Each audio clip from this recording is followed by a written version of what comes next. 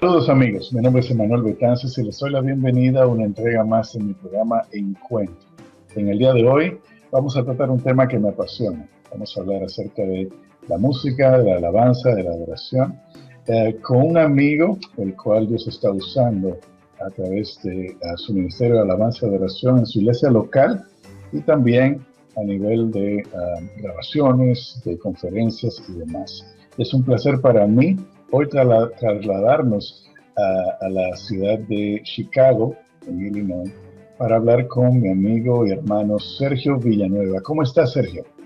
Muy bien, Emanuel, muy contento de poder estar aquí compartiendo con tu programa Encuentro. He tenido la oportunidad de haber visto otros episodios y siempre es muy grato conocer un poquito más de la vida de los demás, ver su caminar con Dios y cómo Dios se está moviendo en sus esferas.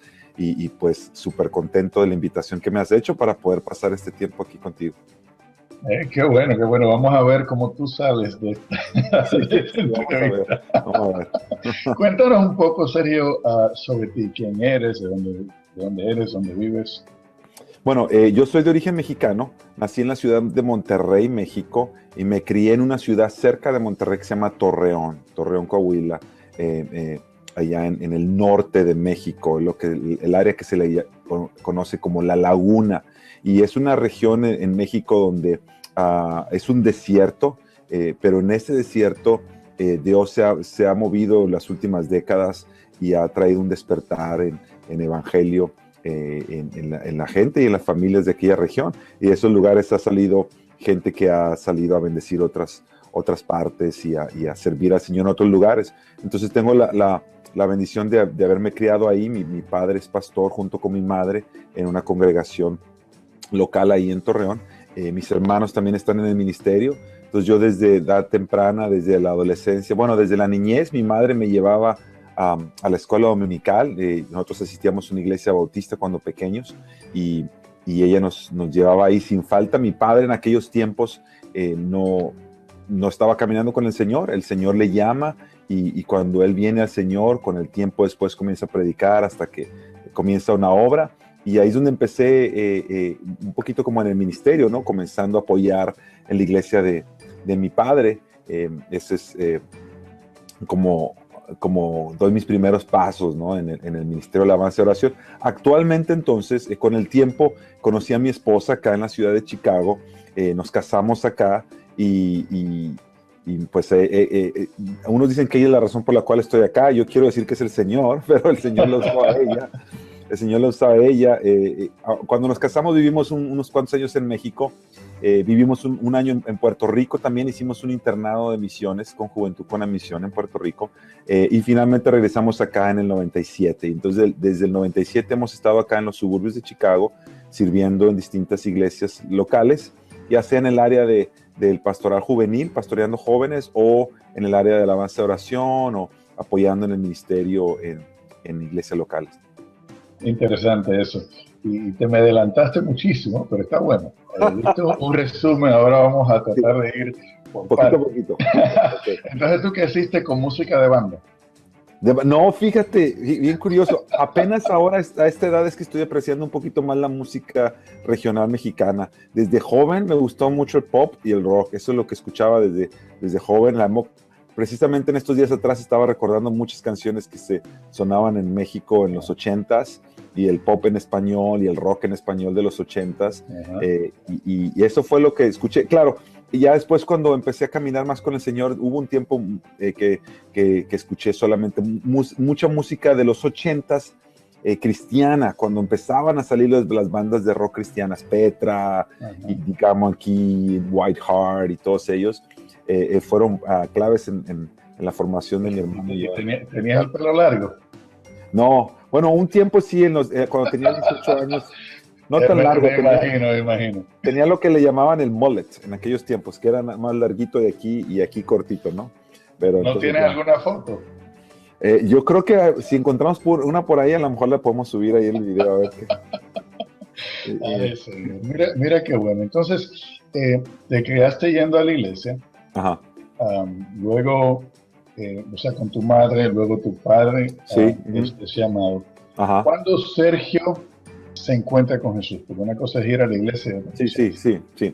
Um, Precisamente en esos años de mi niñez, yo recuerdo, yo le doy gracias a Dios por la vida de mi madre, porque aunque ella nos llevaba a la iglesia, ella era bien intencional en hablarnos de Cristo en la casa. Yo me recuerdo muy pocos domingos no asistir a la iglesia. Para nosotros, nuestra niñez, el domingo era ir al servicio. No había como otra opción. Pero en aquellas ocasiones que por causa del clima, porque nosotros, mi padre era un hombre muy apasionado al fútbol y él jugaba fútbol. Entonces, él se iba a jugar fútbol y mi mamá no manejaba automóvil, entonces nosotros teníamos que tomar 2 autobuses públicos para llegar a la iglesia. Y te estoy hablando de mi mamá si yo tenía 8 años, mi hermano tenía 7 y mi hermana tenía 6. Entonces, uno detrás de otro, con 3 niños en 2 autobuses públicos para ir al otro lado de la ciudad a una iglesia. Pero me recuerdo que en aquellas ocasiones en las que ella no podía llevarnos, ella nos daba clases de la palabra en la casa. Y yo me acuerdo que ella en las noches a veces iba a mi cama y ella me decía, hijo, tú sabes lo que significa que Cristo sea tu Salvador, tú sabes lo que eso significa. Porque ella sabía que yo lo escuchaba en la iglesia, pero ella quería estar segura que yo había rendido mi vida a Cristo y que había tomado la decisión de seguir a Cristo. Entonces, ella hacía esa. Me acuerdo que en aquellos tiempos mi papá le decía, déjalo, ellos tienen que escoger lo que ellos. Pero mi mamá no solamente oraba por nosotros, pero era bien intencional en preguntarnos, en hablar con nosotros. Y me acuerdo que una ocasión el pastor estaba predicando acerca de dónde ibas a pasar tu eternidad y que no era solamente el hecho de ir a la iglesia, pero que tú necesitabas rendir tu vida a Cristo. Yo tenía 11 años y me acuerdo de esa ocasión donde él hace un llamado al frente y yo digo, yo necesito a Cristo, no solamente venir a la iglesia. Y entendí a los 11 años que yo necesitaba a Jesús como mi Señor y Salvador. A los meses de eso me bauticé y desde entonces he caminado mi vida con el Señor. A los 18 tuve como una crisis de fe, quizás lo podemos conversar un poquito más al rato, pero esos fueron mis inicios. ¿Cómo descubriste ese amor por la música? ¿Tocas instrumentos? Sí, toco, comencé un poquito tarde, comencé a tocar la guitarra como a los 18 y el piano, el teclado como a los 16. Desde chico me gustó la música. Mi hermano y yo siempre hemos sido muy apasionados de la música. No venimos de una familia musical porque ni mi padre ni mi madre son músicos, pero ya si adelantamos un poquito el cassette, ya cuando mi papá viene a los pies de Cristo y tiene un encuentro con el Señor, empieza primero a predicar y después le dan una pequeña misión y después esa misión va creciendo. Salimos parte de la iglesia en donde estábamos. Ahora ellos son pastores de una iglesia. Cuando mi papá predicaba, los domingos pues tenía el equipo de adoración, la iglesia ya había crecido, pero entre semana no había músicos. Muchas veces pasa así en las iglesias. Los domingos tanto los músicos y los servicios de entre semana a veces faltan los músicos. Y los que siempre van a estar ahí por seguro son los hijos del pastor. Sí. Así que mi hermano empezó a agarrar la batería, y eso como a los 15, 16 años, y yo empecé a agarrar un poquito del piano, ¿no?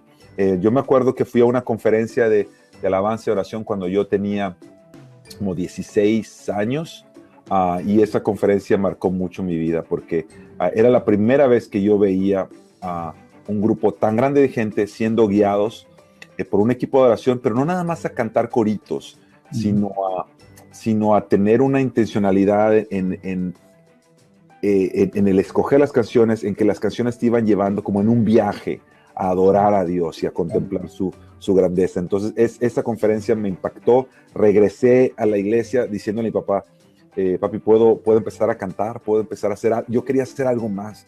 Quería enseñar esas canciones que había aprendido en esa conferencia. Y eso fue como que los comienzos. Abrió mis ojos a lo que el Señor hace cuando él manifiesta su presencia, cuando su pueblo le alaba en comunidad. Amén, amén. Algo interesante en tu testimonio es que dices que tu papá no era cristiano. Ajá. Ustedes iban, o sea, tu madre los llevaba a ustedes a la iglesia. Ajá. ¿Recuerdas cómo fue la conversión de tu padre y qué pasó ahí? Mis padres empezaron a tener dificultades en su matrimonio y y muy, muy graves, al punto de que había la posibilidad de una separación o de un divorcio. Cuando mi padre se da cuenta de que está a punto de perder todo, su familia, sus hijos, él regresa a la iglesia donde él había conocido a mi madre, porque él conoció a mi mamá en la iglesia, y él por un tiempo fue simpatizante, o se convirtió, entre comillas, ¿no? Para conquistarla. Fue a pescar. Fue a pescar, y después que se casan, se olvidó del asunto. Pero él recordó siempre aquellos. Él no era renuente a escuchar la palabra, simplemente que él no había entendido que no es simplemente asistir, sino cuando él se da cuenta que la vida se le está viendo para abajo, él va y de su alma clama al Señor y le dice: Señor, si tú puedes salvarme, salvar mi familia, salvar todo esto, yo te sirvo por el resto de mi vida. Y quizá no se daba cuenta de la oración que él estaba haciendo, pero el Señor le mostró su plan, le mostró el Evangelio. Él vino al Señor y hizo un cambio 180 grados. Wow. Dejó de jugar fútbol, que era lo que le apasionaba, para empezar a ir con nosotros a la iglesia. Y bien curioso, Manuel, porque todavía de esos misterios que tiene el Señor, después de ya convertido, ya estar yendo a la iglesia, porque mi papá era buenísimo para el fútbol, el equipo con el que él jugaba, a las semanas o a los meses le llama para decir: ven a jugar con nosotros, por favor, la final, solamente un juego. Mi papá les dice: no, yo ya le dije, yo ya entregué mi vida a Cristo, y voy a estar llevando a mi familia, solamente un juego, le dije, un juego. Y bueno, lo convencen y mi papá va a ese juego.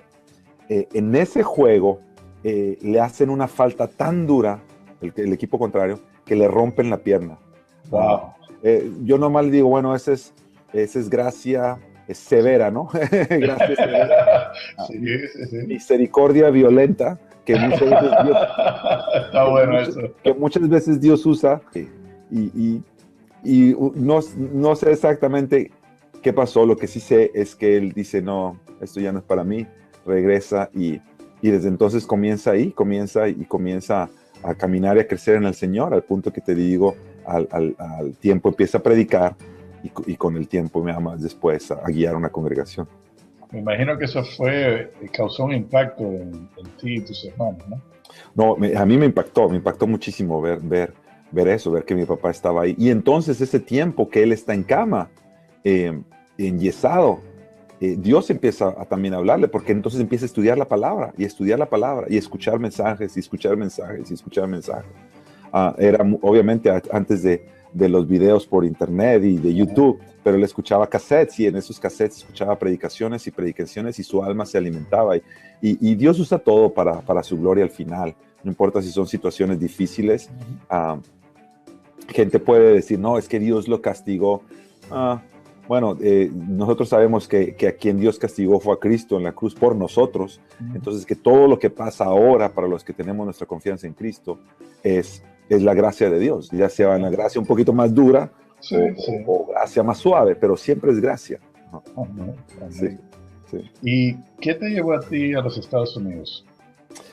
Como te dije antes, mi esposa. ¿Pero dónde la conociste? ¿En México? Sí, lo que pasa es cuando mi papá ya es pastor en la iglesia, conoció a un pastor cubano de acá del área de Chicago, y el pastor cubano iba una vez al año a la región donde vivíamos, y hacía viajes misioneros, apoyaba otras iglesias. Por algunas circunstancias se conocieron, y este pastor iba y predicaba en la iglesia de mis padres. Hasta que una vez le dijo a mi papá: ¿cuándo tú vienes a predicar? Yo quiero que tú vengas a Chicago, tráete a la familia, vengan a casa, se quedan con nosotros, predican acá. Y entonces mi papá le tomó eso una vez, y en 1991 fue la primera vez que vinimos acá. Mi papá nos trajo a toda la familia. Como te mencioné antes, yo tengo un hermano 1 año menor que yo, después una hermana 2 años menor que yo, y luego mi hermanita, que yo le llevo 15 años. Esa vino después de muchos años.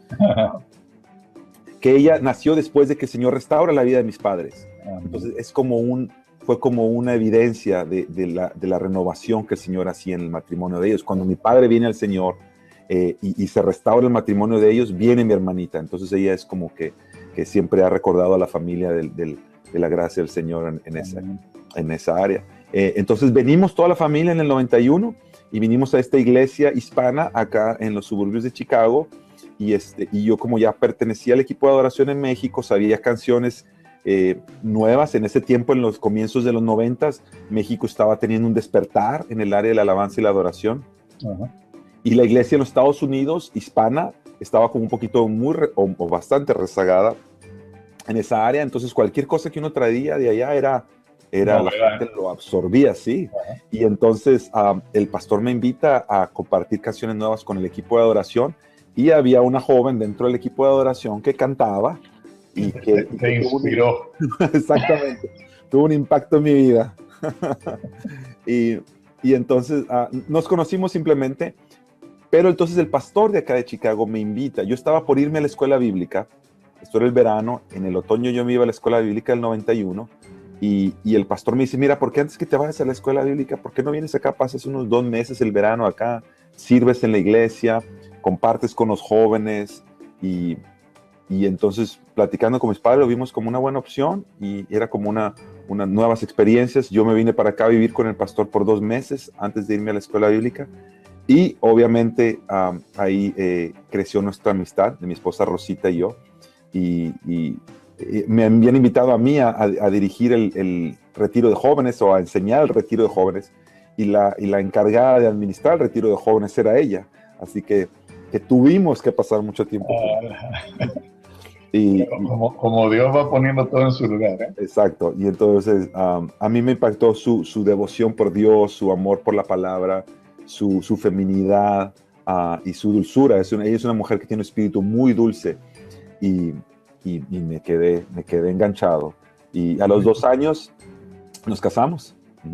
Wow. Sí. ¿Y ella es de origen mexicano también? No, ella es una mezcla. Ella es, su madre es china, su padre era italiano, su padre ya partió con el Señor.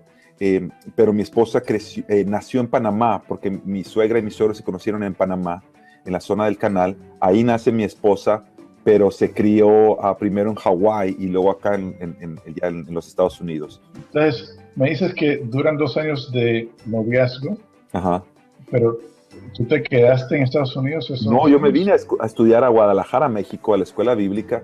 Okay. Y nuestra relación fue por carta. Antes de sí, Facebook y antes no había ni emails. No había ni emails.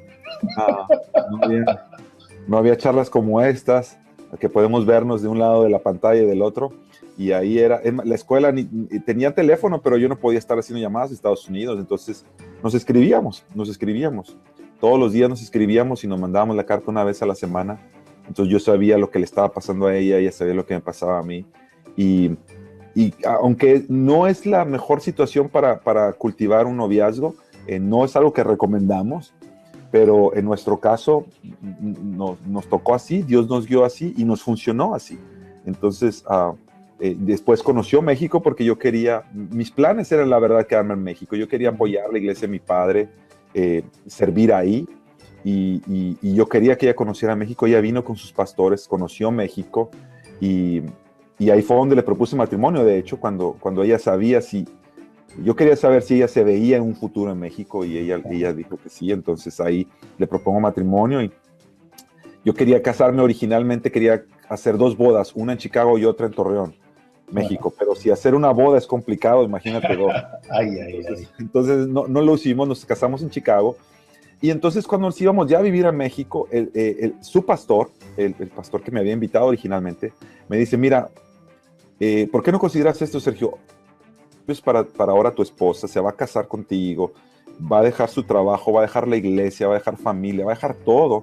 Para el primer año de casados, que es un año muy clave, me dice, ¿por qué no consideras tú venir acá?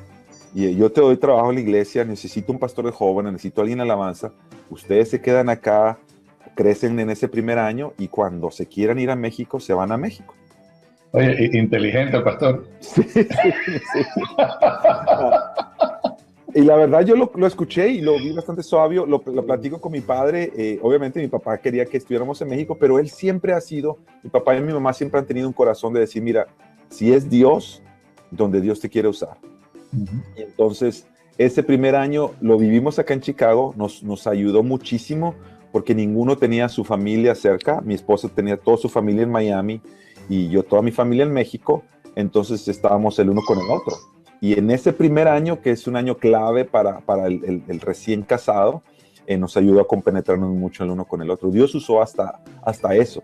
Pero mi corazón se quedó en México. Yo decía, vámonos a México.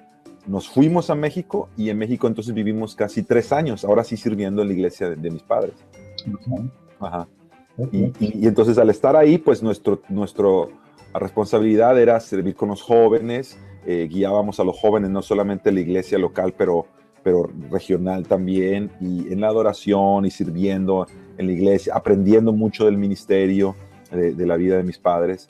Y fue un tiempo que también Dios nos ayudó, nos enseñó más bien a crecer en fe, porque estábamos allá prácticamente como misioneros, solamente viviendo por fe, y Dios fue una escuela de fe para nosotros en esos casi 3 años que estuvimos en México. Vimos la mano de Dios de una manera bien, bien especial. Amén. Duras 3 años en México. ¿Qué te hace salir de México? Que nosotros estamos bien envueltos con el Ministerio Juvenil y conocemos a este grupo de Juventud con una Misión Puerto Rico, porque nosotros veníamos regularmente a Chicago, seguíamos viniendo en los veranos a apoyar la iglesia por 1 o 2 semanas y nos regresábamos a México. Y en uno de esos viajes había un grupo en el 96, cerca de las Olimpiadas de Atlanta 96, Juventud con una Misión, que es una organización misionera mundial, se juntan en donde están las Olimpiadas, y de ahí un montón de equipos de todas partes del mundo, y de ahí se van a otras ciudades de ese país donde fueron las Olimpiadas. Uno de esos grupos llegó a Chicago justo cuando estábamos llegando. Curiosamente, y como dato curioso para los que conocen a Pastor José Lo Mercado, de Gracia Soberana de Maryland, él era parte de ese equipo que estaba llegando a esa iglesia en el 96. Él estaba con Juventud con una Misión. Esa es la primera vez que yo conocí a José Lo. Wow, en el 96. Él era un jovencito, no sé si él va a ver este video, pero si lo ve, él era un jovencito que era parte de este equipo que se llamaban los Kings Kids. Y hacía... Me imagino que bien flaquito en ese entonces. Sí, imagínate. Bueno, ya se puso delgado otra vez, pero en aquel tiempo era un jovencito, y ahí hacían coreografías y dramas y teatro en la calle, y ahí le conocimos. Entonces nosotros quedamos muy impactados por este ministerio, cómo guiaban a los jóvenes, cómo los corrían a los jóvenes, cómo les enseñaban la palabra, la pasión de estos jóvenes por Dios. Nos impactó que la directora de la escuela nos invita a mi esposa y a mí, todavía no teníamos hijos, y nos dice, bueno, ¿por qué no consideran venirse 1 año? Y de una manera milagrosa, Dios provee para nosotros en el transcurso de semanas, y en cuestión de meses de estar viviendo en México, nos vamos a vivir a Puerto Rico, a tomar todo ese año con ellos. Interesante. ¿A qué ciudad en Puerto Rico? Estamos en un lugar que se llama Juncos, como a 45 minutos de San Juan, cerca de Caguas, que es una ciudad un poquito más grande y conocida de ahí de Puerto Rico, y ahí estuvimos cerquita sí, como entre 45 minutos y 1 hora de San Juan. Tenemos muy gratos recuerdos de la isla, muchas amistades que hicimos en Puerto Rico y fuera de Puerto Rico, que son hermanos puertorriqueños que amamos. Fue una experiencia muy enriquecedora cuando estuvimos ahí. Y en Chicago hay mucho puertorriqueño. Así que... Mucho puertorriqueño, mucho boricua. Sé que el arroz con gandules nunca falta. Por acá siempre hay donde comer. Qué bueno. Entonces, regresas, sales, duras 1 año en Puerto Rico. Ajá. ¿Y de ahí a dónde vas? De Puerto Rico, entonces, una vez más, a mi esposa entonces queda embarazada, y entonces ya cerca de nuestro 5.º año de matrimonio es que finalmente el Señor nos concede esperar un hijo, y mi esposa queda embarazada en Puerto Rico, y entonces ahora la disyuntiva era, ok, nos quedamos acá en Puerto Rico, nace nuestro hijo acá y hacemos raíces acá, nos regresamos a México, o una vez más el pastor de Chicago nos vuelve a hacer la misma oferta, ¿por qué no vienen a Chicago? Tú siempre tienes las puertas abiertas acá, deja que nazca tu niño, y si se quiere después ir a México o a Puerto Rico, se van. Una vez más lo vimos como una opción sabia, nos vinimos para acá, para Chicago, nació nuestro hijo acá a fines del 97, y yo recuerdo muy clarito, a fines del 97, comenzando el 98, tener un tiempo de búsqueda de Dios, decir, Señor, ¿y ahora qué hago? Ya tengo mi primer hijo, estamos aquí en Chicago como de pasadita, tú nos quieres de vuelta en Puerto Rico, nos vamos para México, ¿qué hacemos? Y yo tengo una impresión muy fuerte del Señor de que Él nos llama a quedarnos el 98, yo lo entendí así, el 98 en Chicago. Le comparto a mi esposa, yo entiendo que el Señor nos está guiando a que nos quedemos acá un año, y ella dice, pues hagámoslo. Yo te apoyo, siempre ha sido una mujer que me ha apoyado en el caminar con el Señor. Y claro que el Señor ya sabía, Él conoce el futuro y Él ya tenía planeado, porque a los 2 meses ya venía nuestro segundo hijo en camino. Entonces, antes de que acabara el 98, ya nuestro segundo hijo ya había nacido, ¿no? Ellos se llevan escasos 2 meses uno del otro, uno detrás de otro van, seguiditos, y 2 varones. Pero fíjate, Emanuel, ese 98 fue clave, porque después de que yo tenía un tiempo, mi corazón en México, el 98, Dios lo usó para yo empezar a aprender más de la cultura del latino acá en los Estados Unidos, del hispano viviendo en los Estados Unidos. Empiezo a adentrarme en su cultura, en las crisis de identidades que muchas veces hay, de los jóvenes sobre todo, de decir, bueno, yo nací acá, yo no nací allá, no soy latino, no me veo como americano, no soy ni latino ni americano, y el enemigo entonces empieza a usar eso para crearles una crisis de identidad, de que no son ni una cosa ni la otra. El Señor me lleva en ese tiempo a ver en la palabra cómo la Biblia está llena de hombres y mujeres biculturales, que Dios usó, y usó su biculturalismo como un instrumento en sus manos, comenzando desde Abraham, que salió de su tierra, José, que se lo llevaron a Egipto, Daniel, que se lo llevaron a Babilonia, Esther también, todos estos hombres y mujeres en la palabra que eran biculturales y que Dios usó eso.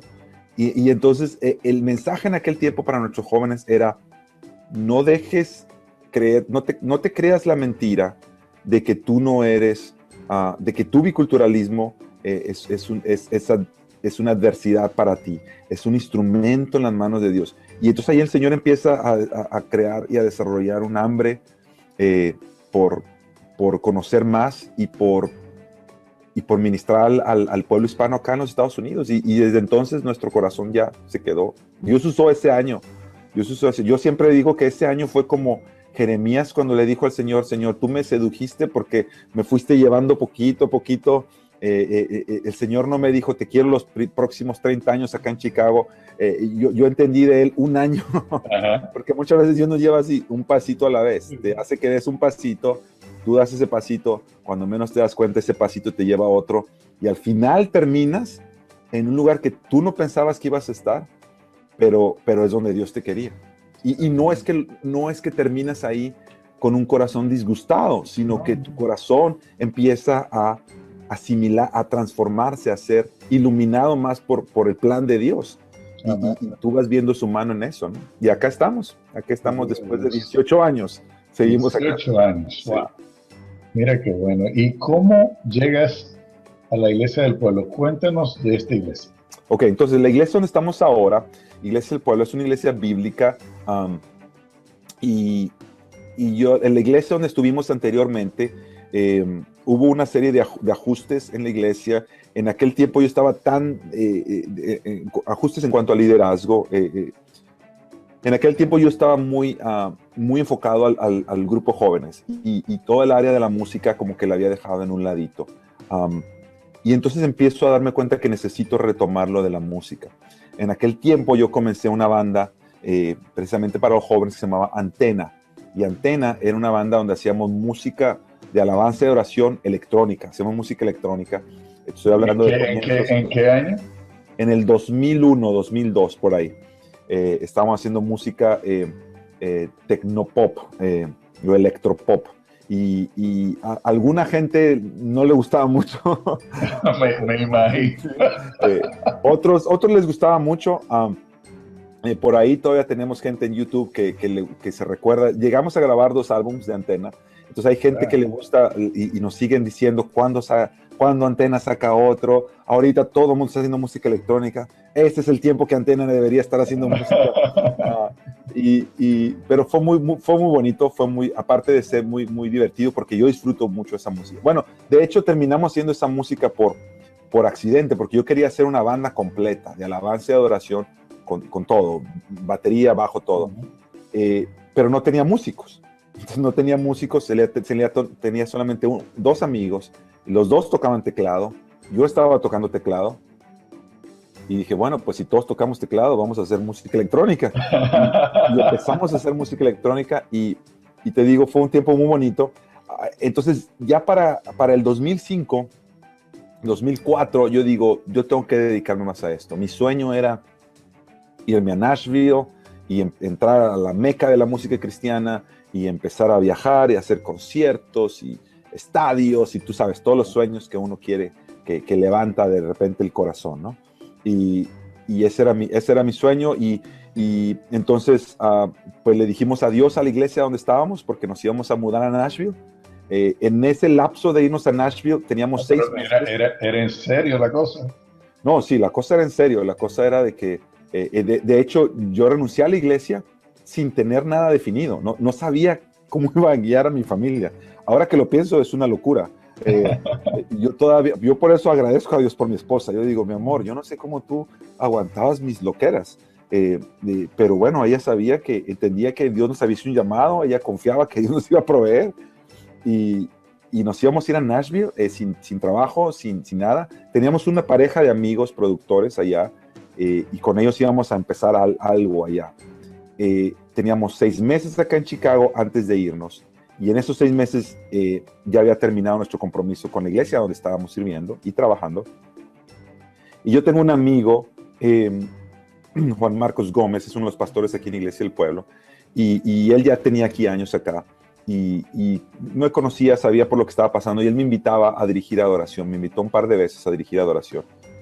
Cuando nuestro compromiso con la iglesia donde estábamos terminó, el pastor de esta iglesia, el pastor de Iglesia del Pueblo en aquellos tiempos, me invita y me dice, mira, yo quisiera que tú, mientras fueras parte de nuestro equipo, guiaras al pueblo en adoración acá y seas parte del personal de la iglesia, ¿no?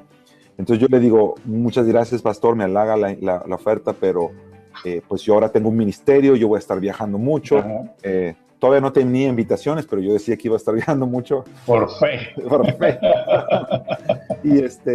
y le digo, voy a estar viajando mucho y me dice, no importa, yo te doy oportunidad de que viajes, pero el tiempo que estás acá, sírvenos a la iglesia. Además, me dice, tú vas a necesitar dejar tu familia en un lugar. Entonces, déjalos aquí, deja a tus hijos, a tu esposa aquí. Tenemos una buena escuela dominical, nosotros los cuidamos mientras tú viajas. Entonces, era una persona muy sabia, ¿no? Para decir. Y entonces, yo le digo, bueno, es que en 6 meses nos vamos a Nashville. Me dice, no importa, en 6 meses oramos por ustedes y los bendecimos para que se vayan a Nashville. Y entonces yo le dije, bueno, déjenme orar. Y yo fui a orar y yo casi sentí que Dios me decía, pues, ¿qué estás orando? Si esto es lo que tú quieres hacer, tú entiendes que ahora tienes que dedicarte a la música. En esta iglesia yo venía ahora invitado solo a encargarme de la música, no estaba ni encargado con jóvenes ni nada, solo la música, y iba a tener la libertad de viajar, y entonces era como el que el Señor me decía, mejor de ahí se daña. Sí, y entonces lo tomamos, y fíjate, Manuel, que el Señor usó a este pastor para empezar a hablar áreas de mi vida y a revelar áreas de mi corazón. Porque sí empecé a viajar, empezaron a haber invitaciones, empecé a viajar, empecé a ir a otros países y empezar a hacer algunos eventos, conciertos o retiros. Y Dios usó, era el tiempo entonces que sacamos el primer álbum de Antena, de este grupo que te digo. Y empecé entonces fui a exposiciones donde se juntan muchos medios cristianos a promoverlo, a querer promoverlo. Y Dios empezó a usar eso porque yo empecé por un lado, a frustrarme porque se me cerraron muchas puertas, si no es que todas, puertas que yo estaba casi seguro que se me iban a abrir. porque anteriormente pues yo había escrito canciones que otros amigos habían grabado y que estos amigos tenían pues mayor influencia en ese mundo.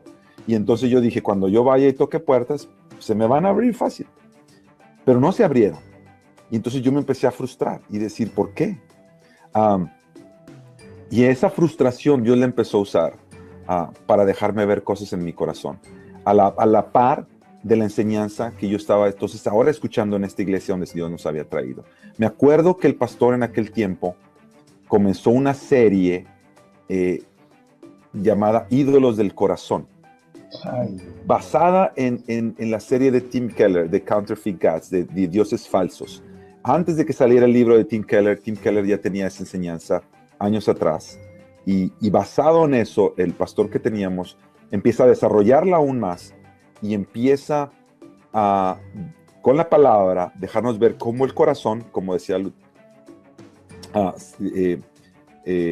es una fábrica de ídolos y nosotros detrás de nuestras motivaciones, aún para Dios, hay otras motivaciones que nuestro propio corazón quiere para nosotros.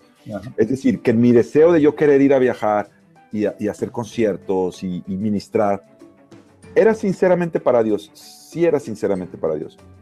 Pero detrás de eso también había una realidad, que era mi corazón también queriendo para mí. Y entonces el Señor es como que la palabra me desnudó y me dejó sin nada que decir, me dejó asombrado por ver lo que mi corazón podía llegar a ser capaz y me dejó a merced de Dios. Ahí entonces es cuando tengo como también como un despertar de la fe una vez más. Porque si te acuerdas de mi historia, de chico crecí en la iglesia. Sí. Yo no tuve un testimonio de andar en el mundo, en el pecado, y me refiero no en el pecado, no necesariamente que una persona que crece en la iglesia no peca. Claro que el pecado está en todo el ser humano, pero me refiero a pecados que muchas veces la iglesia considera, no sé, vicios. Sí, no estaba en el mundo. Exactamente, de esa manera. Pero cuando llego ya a esta etapa de mi vida, ya en la iglesia, el Señor me empieza a mostrar mi corazón. Me pasa más o menos lo que Pablo mencionaba en Filipenses, donde él decía, escribe todas las listas de cosas buenas que él ha hecho. Y él dice, yo era esto, yo alcancé esto, yo era el fariseo, yo era de mi pedigrí era esta, de mi legado que yo tenía en la fe era tal. Pero dice, todas esas cosas me han sido por basura, porque aún mis mejores logros, aún logros espirituales, separados de Cristo no son nada. Entonces, es como que yo tuve que reconocer, es como que de chico, cuando tenía 11 años, me arrepentí de las cosas malas que había hecho, y ahora, a esta etapa de mi vida, yo tenía que arrepentirme ahora, no arrepentirme de las cosas buenas que había hecho, pero de confiar en las cosas buenas que había hecho, y de creer que en las cosas buenas que yo había hecho, o que hacía aún en el ministerio, era lo que me daba el estatus. Yo tenía que reconocer que lo único que me daba estatus, lo único que me daba identidad, era lo que Cristo hizo por mí, no lo que yo hacía por Él. Y eso cambió mi perspectiva de ministerio, cambió mi perspectiva aún y mi filosofía del ministerio de adoración aún. Porque para este tiempo, mi entendimiento del ministerio de adoración era, adorar a Dios es expresarle cuánto lo amo y dejarle a Él saber cuánto lo amo. Y entre más yo me esfuerce por mostrarle mi amor, más lo adoro. Ahí me di cuenta que el verdadero enfoque del ministerio de adoración comienza, como le enseña la palabra, en que nosotros le amamos a Él porque Él nos amó primero. Gloria a Dios. La adoración comienza en saber cuánto Él me amó, no en cuánto yo le amo. La adoración es cuánto Él me amó. Y cuando yo soy derretido por cuánto Él me amó, entonces yo le respondo con mi amor. Pero comienza en lo que Él ha hecho. Entonces eso trajo para mí una completa revolución en mi manera de ver, aún el ministerio mismo de adoración, aún la manera de vivir, porque empecé entonces a aprender de la gracia de Dios y cómo la gracia de Dios es lo único que nos nos hace mantenernos firmes en Él. No es todo lo que yo pueda hacer para Él. Lo que yo hago es mi respuesta a Él. Es mi respuesta de agradarlo, de amarlo, de obedecerlo. No puedo ganarme nada con lo que yo hago, porque Cristo ya lo ganó todo por mí. Amén. Lo que yo hago ahora es una ofrenda de adoración, como lo dice la palabra. Este es nuestro acto de adoración, presentarnos a nosotros mismos como una ofrenda de gratitud y acción de gracias por lo que Él hizo por nosotros. Oh, gloria a Dios. Sí. Oye, es impresionante cómo todo cambia cuando tú entiendes la gracia. Y es algo drástico cuando tú en realidad te encuentras con la verdad de Dios y lo que Él hizo por ti. Y comienzas a ver que la adoración, como tú dices, es una respuesta a ese amor que Él ya nos dio. Exacto. Y que aun cuando hacemos todas esas expresiones, está bien, porque Él recibe, pero no es que Él nos ama por eso. Exacto. Él nos va a amar más por eso. Es como un padre que se goza cuando juega con su hijo, pero Él no ama a su hijo porque su hijo juega con Él y se divierte con su padre. Él ama a su hijo porque es su hijo. Amén. Y Dios nos ama porque Él nos ama. Amén. Porque dice la Biblia, porque le plació amarnos, le plació escogernos en Cristo. Sale de Él, no de lo que nosotros podemos hacer. Exacto. Lo que nosotros hacemos es un deleite para Él, pero no es que de ahí no es que de ahí nace su amor. Su amor nace en Él mismo. Amén. Él mismo quiso escogernos. Y yo creo que ahí es donde vienen las tensiones, muchas de las tensiones que hoy vivimos en alabanza y oración en las iglesias y los diferentes círculos, tienen que ver con cuál es el punto de partida de lo que entendemos que es alabanza y oración. Si el punto de partida es Dios, entonces parte de que Él se revela su amor, revela su carácter, su salvación, y yo le respondo en gratitud. Amén. Muchas veces partimos de nosotros mismos. La alabanza parte de mí, parte en yo quererle expresar a Dios, revelarle a Dios mi corazón, mis deseos, mis necesidades, que no hay nada malo en eso, pero no es de donde debe de partir la adoración. La adoración no parte de mí, parte de Él. El contexto correcto para enmarcar la adoración debe comenzar en Él, no en mí. Cuando comienza en mí, en el hombre, entonces yo le expreso mi adoración y yo espero que Él me responda entonces ahora con bendición. Y estamos volteando. Empiezo a revelarle mi corazón para que Él me responda. Pero la adoración es, Él se revela a mí para que yo le responda a Él. Esa es la adoración. Wow. Sí. Wow. Entender eso, de verdad que te libera y te quita un peso muy grande. Es liberador, porque y entonces ves a Dios todavía más grande, más amoroso.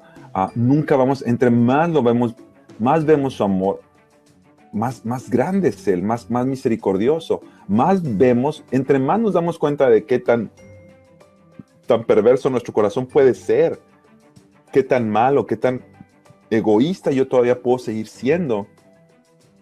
Me humilla aún más y me hace ver a este Dios más grande, que le digo, Dios, cada vez que me conozco más a mí, me doy cuenta cómo es que tú pudiste amarme, siendo como soy, cómo pudiste dar tu hijo por alguien como yo, Señor.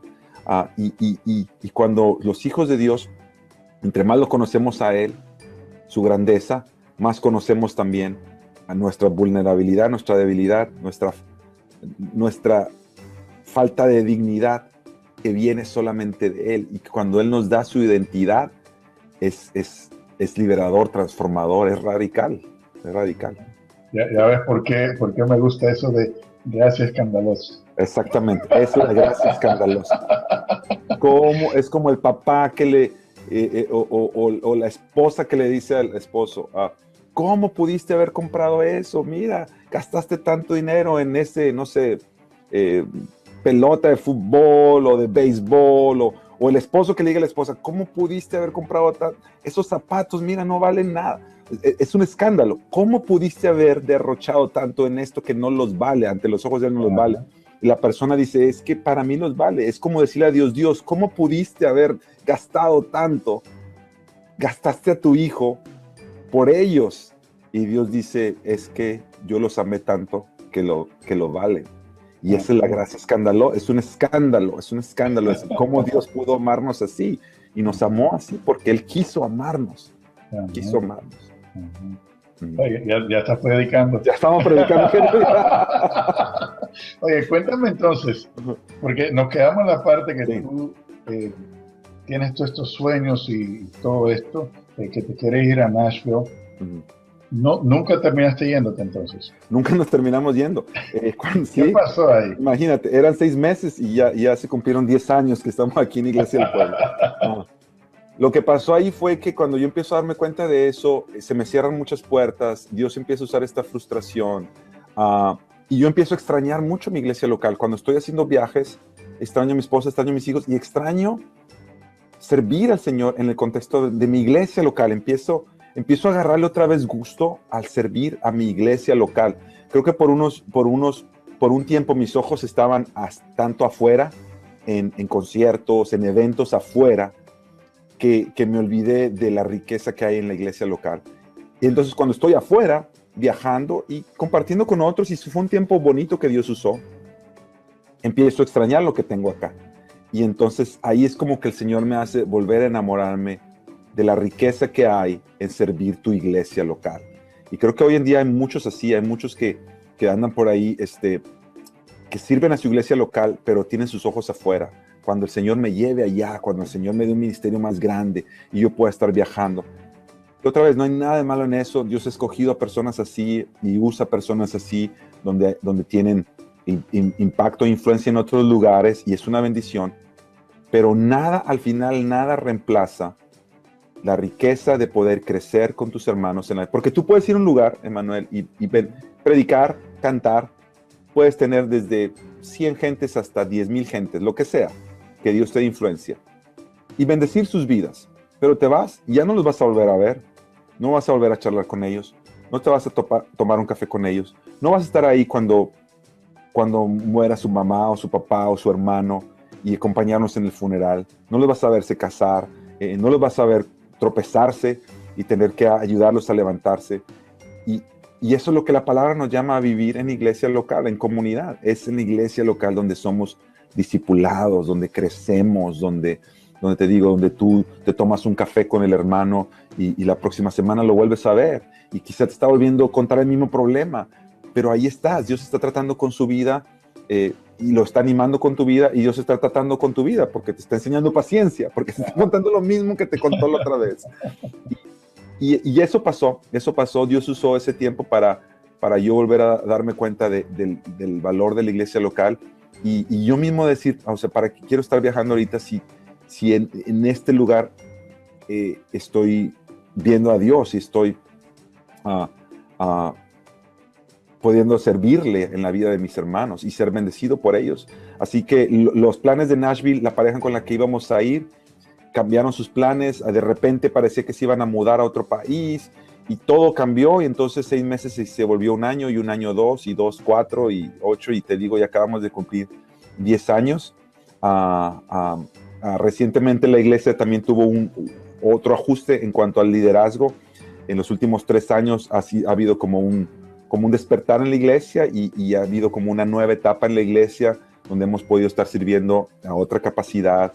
Y ha sido el año en donde el Señor nos ha hecho ver un poquito más de fruto. Es donde ahora sacamos este álbum de canciones que nacieron en la iglesia, que se han cantado en los últimos años en la iglesia, y ahora el Señor nos ha permitido ver un poquito más de fruto en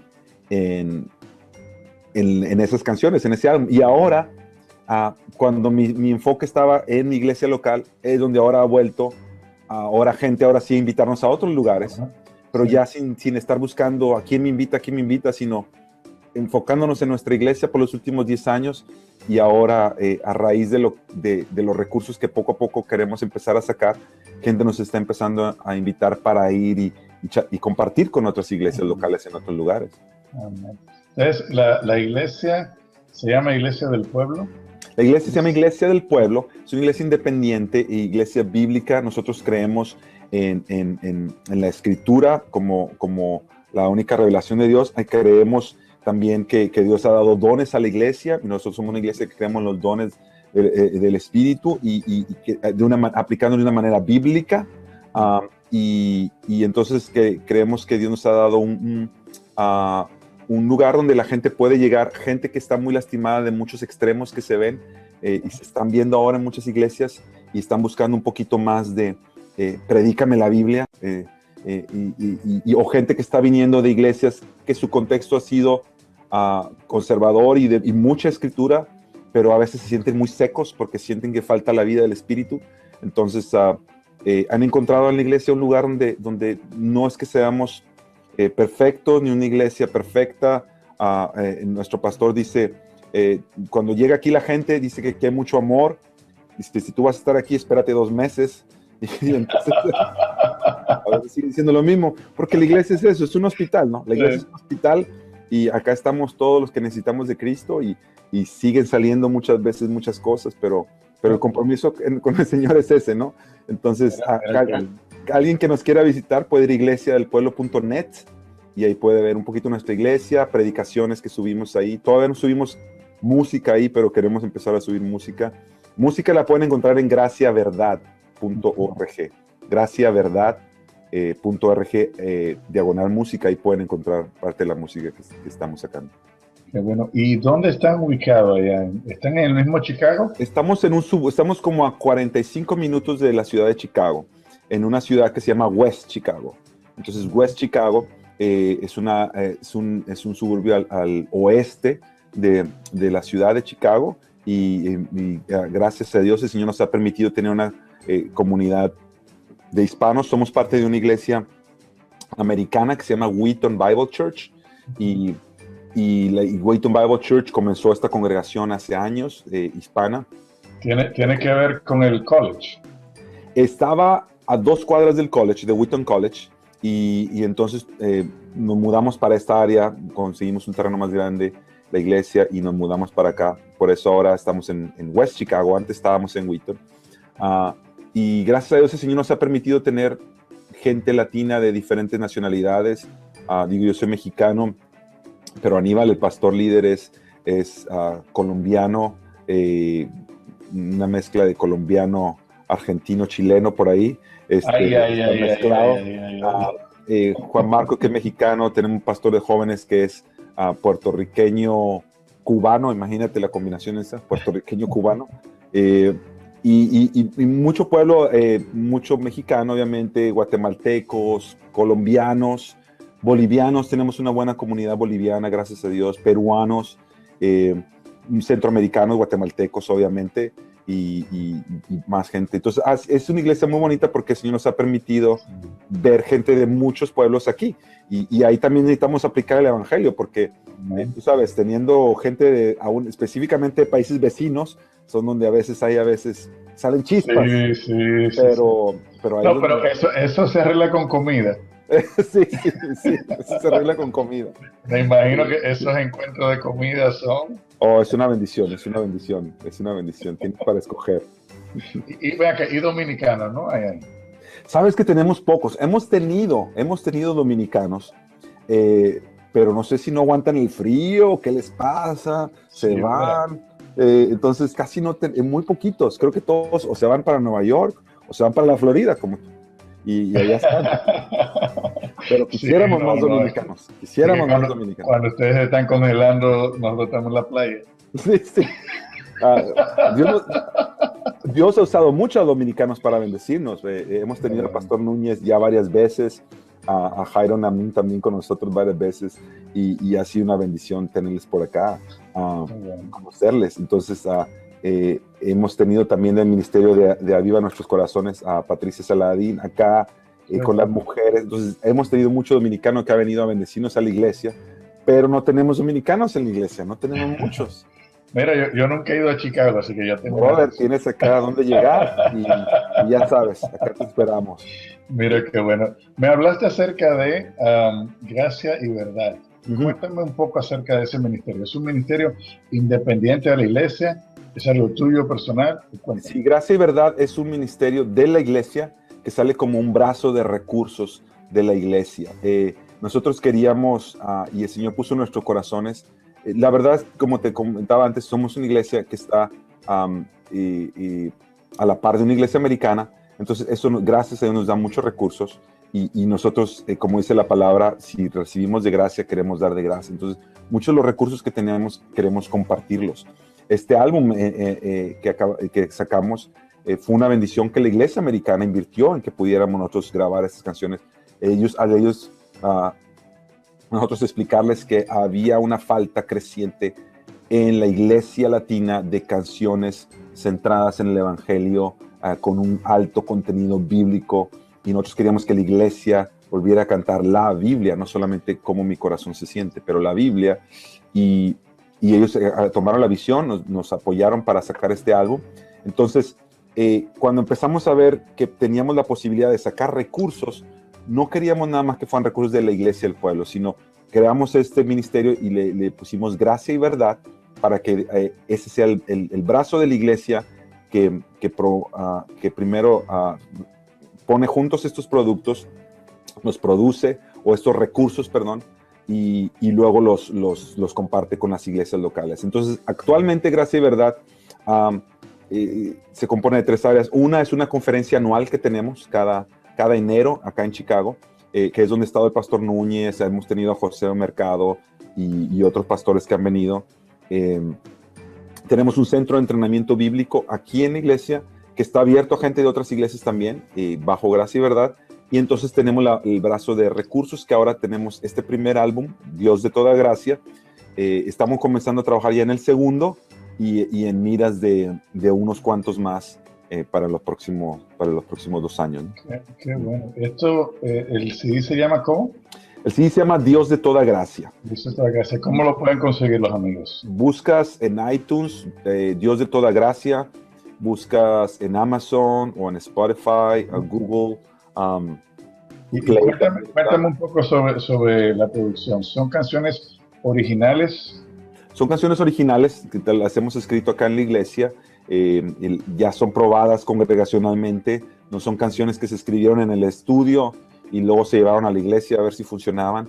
Son canciones que se han escrito, se han cantado en la iglesia ha respondido y las ha abrazado. Y entonces ahora dijimos, estas canciones nos han bendecido, queremos compartirlas con los demás. Oye, gracias Sergio por tu tiempo. Gracias, la verdad que ha sido mejor de lo que me imaginaba conversar contigo. Pues qué bueno, ha sido un placer. Uno hablando de esos temas se puede pasar horas y entonces el programa se va a hacer larguísimo. No, se va a hacer larguísimo. Pero no, yo te aseguro que te voy a invitar de nuevo porque hay varias cosas ahí en una serie de programas que voy a empezar a hacer ahora que son temáticos, los cuales uno tiene que ver con esto de ser líder de alabanza, músicos en la iglesia, grabación de CDs. Hay muchas cosas en las cuales voy a tener por aquí pronto. Así con gusto. Con gusto. Oye, ¿cómo pueden los amigos contactarse contigo? Tú estás en las redes sociales. Estamos en redes sociales, estamos en Facebook, me buscan Sergio Villanueva, estoy en Facebook. Te tengo como amigo o más bien me tienes tú como amigo, entonces nos tenemos como amigos mutuamente. Entonces, si te buscan a ti me pueden encontrar. Oye, muchísimas gracias, Sergio. Dios bendiga tu ministerio, Dios bendiga tu iglesia, Dios bendiga tu familia, que te siga usando, abriéndote puertas para que puedas de verdad transmitir todo esto que Dios te ha permitido aprender a través de tu propia vida, de tu testimonio, y que esta juventud que se levanta con deseos de adorar a Dios, pero ser más bíblico. Amén. Que puedan ser de verdad impactados por el mensaje del Evangelio. Así que muchas gracias y nos vemos pronto. Yo sé que va a estar pronto aquí otra vez con nosotros. Así que a ustedes, amigos, les recomiendo que sigan a Sergio en las redes sociales, en sus páginas, que compren su música, que estén atentos a las conferencias donde va a estar y que si tienen algún tipo de pregunta con respecto a alabanza, adoración, a música, no duden en preguntarle, que él siempre está disponible. También les recuerdo seguirme en las redes sociales y en mi blog, y que estén atentos a la serie de nuevos encuentros que vamos a tener prontamente, los cuales van a ser de mucha edificación para ustedes. Así que Dios les bendiga mucho. Bye bye.